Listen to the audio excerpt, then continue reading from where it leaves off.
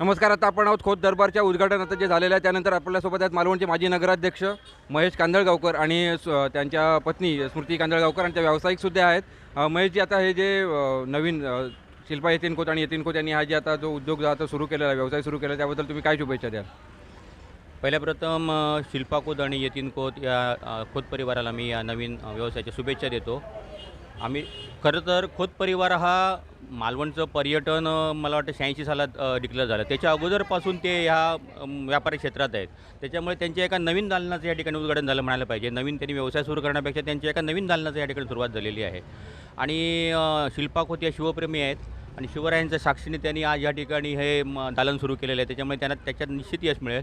आणि एकंदर त्यांनी जे गावरान जे सगळं ठेवलेलं आहे, काजू, आमसूल बिमसूल हे गावरान जे प्रकार ठेवलेले आहेत ते खरोखरच त्यांनी पर्यटनदृष्ट्या पूरक असे त्यांनी या ठिकाणी मटेरियल ठेवलेलं आहे.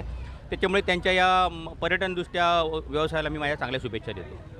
आता आपल्याला स्मृतीताई आहे. स्मृतीताई, जवळपास तुम्ही पण 15 ते 20 वर्ष याच व्यवसायामध्ये आहात. मोठ्या प्रमाणावरचा एक जो हॉटेलचा व्यवसाय दर्या सारंग.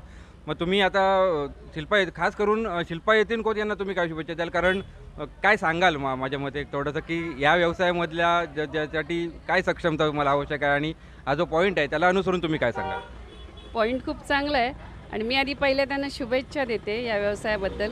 आणि बाकी सगळं अध्यक्ष बोललेलेच आहेत, त्यामुळे बस शुभेच्छा देते. खूप धन्यवाद तुम्हा उभयतांचा, तुम्ही वेळ दिलात तुमचा.